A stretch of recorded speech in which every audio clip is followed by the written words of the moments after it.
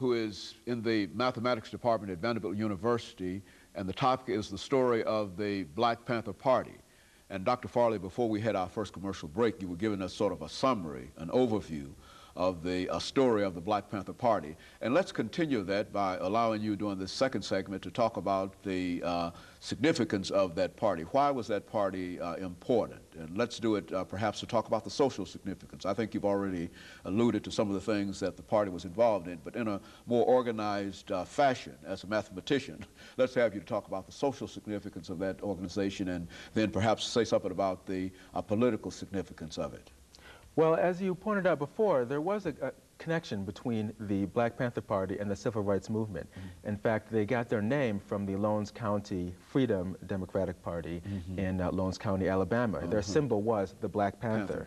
And in fact, in the summer of 1966, there were as many as 5 different groups across the country which were disconnected, which called themselves the Black Panther Party. But the party we're talking about was founded in October 1966 in Oakland, and Bobby Seale and Huey Newton chose the symbol because, and this addresses one of the myths surrounding the party, that the party was like a panther in that it wouldn't attack, it wasn't aggressive. So people have this idea that the Black Panthers were somehow aggressive and violent when they weren't. But if it was backed into a corner, then it would defend itself. And so the initial name of the party was the Black Panther Party for Self-Defense. But socially, the Black Panthers realized that the problem wasn't simply curbing police brutality, monitoring the police to make sure that they didn't violate the civil rights of anyone, like we saw in 1992, or rather before that with Rodney King.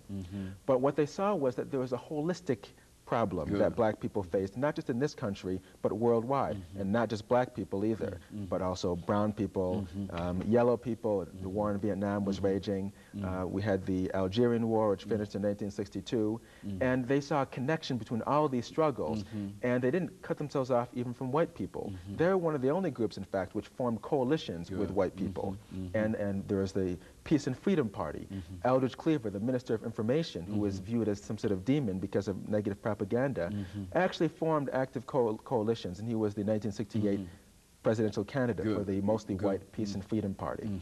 So socially, what the Black Panthers saw was we wanted, and you were talking about the black community, land, bread, housing, clothing, justice, and peace. And they implemented social programs in order to achieve those goals. For example, I mentioned the Free Breakfast for Children program. They saw that black children were going to school hungry, and so obviously they couldn't learn. So what did the Panthers do? They set up Free Breakfast for Children programs. Also, they set up free schools so that black children could learn about their own history and significance, socially, politically, and otherwise, in American society and in the whole world.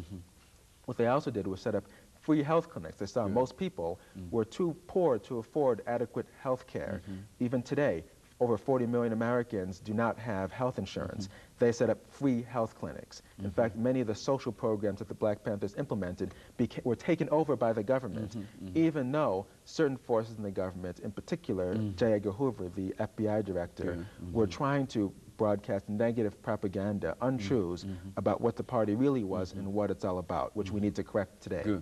And so in a real sense, the Panther Party was almost the forerunner for what would eventually become known as the Great Society, because I think the Great Society sort of represented a large number of federal programs dealing Head Start and dealing with literacy and et cetera, as a response to that. And you're saying that the party, the Panther Party, was involved in that before it became a sort of a national thing to do? Exactly. Now, there was no direct official connection. I understand. But the programs that the Panthers implemented, ironically,